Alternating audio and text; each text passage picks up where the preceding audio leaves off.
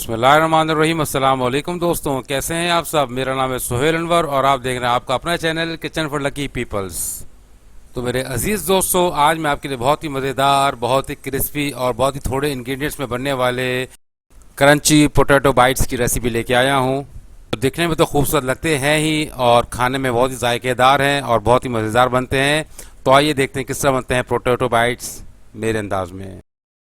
बिस्मिल्लाहिर्रहमानिर्रहीम, अल्लाह का नाम लेके शुरू करते हैं। इस रेसिपी के लिए हमने दो बॉइल्ड आलू लिए हैं, मीडियम साइज़ के दो उबले हुए आलू हैं ये। इससे हम कद्दूकश करेंगे, मुकम्मल कद्दूकश करेंगे इससे।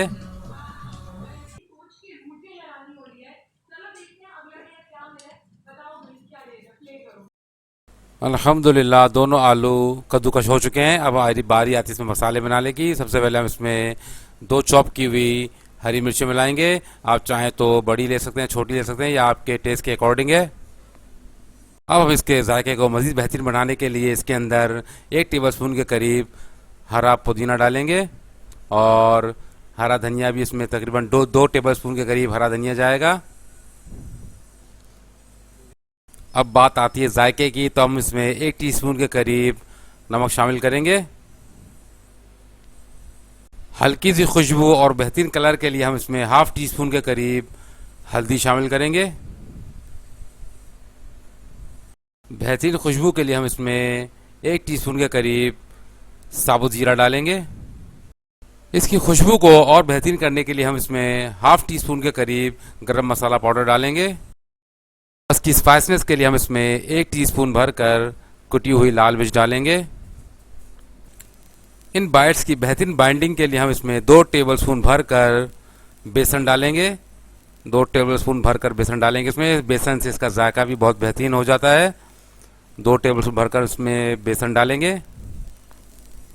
इसकी मज़ीद बाइंडिंग और मजबूती के लिए और अंदर तक क्रंच के लिए हम इसमें 2 टेबलस्पून भरकर ब्रेड क्रम्ब मिलाएंगे। ये ताज़ी डबल रोटी का क्रम्ब है। आप चाहें तो बाजार का ले सकते हैं, लेकिन अगर आपके ना हो तो आप कोई भी 2 ब्रेड स्लाइस लेकर उसे क्रम्ब की सूरत में ढाल सकते हैं और वो उसमें मिला देंगे। अब इन तमाम इंग्रेडिएंट्स को हाथों की मदद से अच्छी तरीके से मिक्स करेंगे। आप चाहें तो पोटैटो मैशर इस्तेमाल कर सकते हैं, लेकिन जो जायका हाथ से करने में आता है वो पोटैटो मैशर से कभी नहीं आएगा। इसलिए आप हाथ की मदद से इसे मिक्स कीजिएगा, इससे बहुत बेहतरीन जायका आएगा इंशाल्लाह।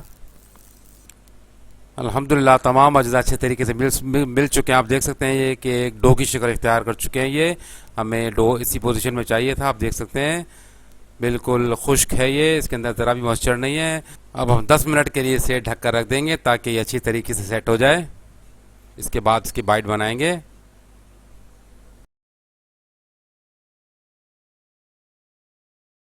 बिस्मिल्लाहिर्रहमानिर्रहीम, जब तक हमारा डो सेट हो रहा है हम स्लरी बना देते हैं।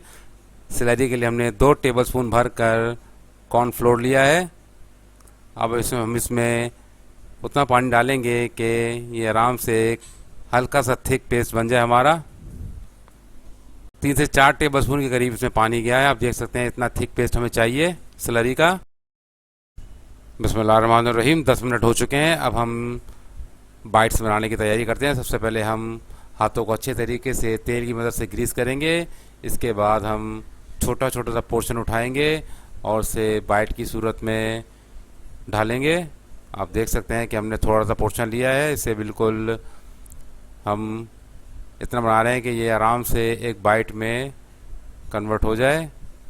अब हम इसे बना बना के एक प्लेट में रख रहे हैं।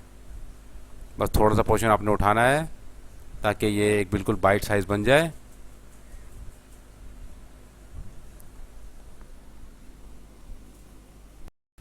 वीडियो ज़्यादा लंबी ना हो इसलिए हम अपनी वीडियो को थोड़ा तेज़ चला रहे हैं ताकि आराम से ये छोटी वीडियो बने।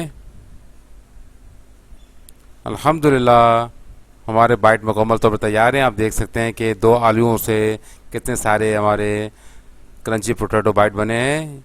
अब हम इसे मज़ीद जो प्रोसेस है वो करते हैं। बिस्मिल्लाहिर्रहमानिर्रहीम, अब हम अपने पोटैटो बाइट्स को उठाकर सेलरी में डालेंगे। हम 3 से 4 इसे उठाकर सेलरी में डाल देंगे ताकि हर एक पे अच्छे तरीके से ये पेस्ट लग जाए। अब हम हाथों की मदद से इसे उठाकर ब्रेड क्रम्ब में डालेंगे। हाथों की मदद से इसलिए उठाएंगे कि अगर हम चमचे की मदद से इसे उठाएंगे तो सेलरी जो है वो ब्रेड क्रम्ब में चले जाएगी, जिससे ब्रेड क्रम्ब ख़राब हो सकता है। इसलिए हम हाथों से उठाकर इसे ब्रेड क्रम्ब में डालेंगे। अब हम इसे अच्छी तरीके से इस पर ब्रेड क्रम्ब लगाएंगे ताकि हर तरफ ब्रेड क्रम्ब इसके चिपक जाए। और सेलरी की मदद से इसमें आप देख सकते हैं कि ब्रेड क्रम्ब हर तरफ चिपक चुका है। इसी वजह से ये क्रिस्पी होगा, हमारा क्रंची क्रिस्पी बाइट बनेगा ये। हम अच्छी तरीके से इसे डिप कर रहे हैं ब्रेड क्रम्ब के अंदर। अल्हम्दुलिल्लाह आप देख सकते हैं कि हर तरफ इसके ब्रेड क्रम्ब कोट हो चुका है। ये बिल्कुल फ्राई के लिए तैयार है। तो आइए अब इसे फ्राई करते हैं। बिस्मिल्लाहिर्रहमानिर्रहीम। हमने एक कढ़ाई के अंदर तेल को मीडियम आंच पर गर्म कर लिया। आप देख सकते हैं तेल हमारा बिल्कुल परफेक्ट गर्म है, बिल्कुल मीडियम आंच पर गर्म है ये। इसमें हम एक एक करके पोटैटो बैट डाल रहे हैं। आपने एक वक्त में उतने डालने हैं जितनी कढ़ाई के अंदर या जिस बर्तन में आप फ्राई करें उसमें गुंजाइश हो। आपने इसमें रश नहीं लगाना है, वरना ये सही नहीं बनेंगे। और जब आप इसे कढ़ाई के अंदर या ऑयल के अंदर डाल दें तो इससे बिल्कुल भी नहीं छेड़िएगा जब तक ये एक तरफ से बिल्कुल ना पक जाएं। सिर्फ 1 से 2 मिनट के बाद हम इसे चमचा लगाएंगे ताकि ये हर तरफ से यकसा तौर पे पक सके। ठीक 1 मिनट बाद हम इसमें चमचा लगाएंगे। आप देख सकते हैं कि ये एक तरफ से बिल्कुल गोल्डन फ्राई हो चुके हैं। अब ये चमचे से हम इसे उलट पलट करेंगे ताकि ये हर तरफ से इसका कलर एक जैसा आए।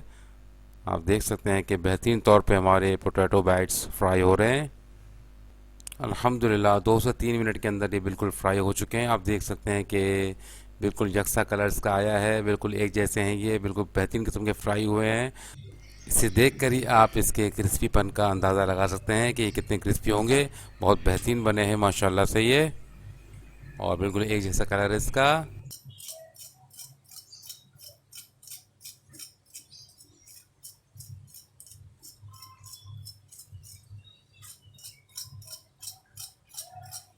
आपको इसे तोड़ के दिखाता हूँ कि कैसा है ये। आप देख सकते हैं कि बाहर से बिल्कुल ये क्रिस्पी हैं और अंदर से बिल्कुल नरम और मुलायम बेहतरीन है। अगर आप इसका एक बाइट लेंगे तो इंशाल्लाह जब तक आप इसे पूरा खाना ही जाएंगे आपसे सब्र नहीं होगा।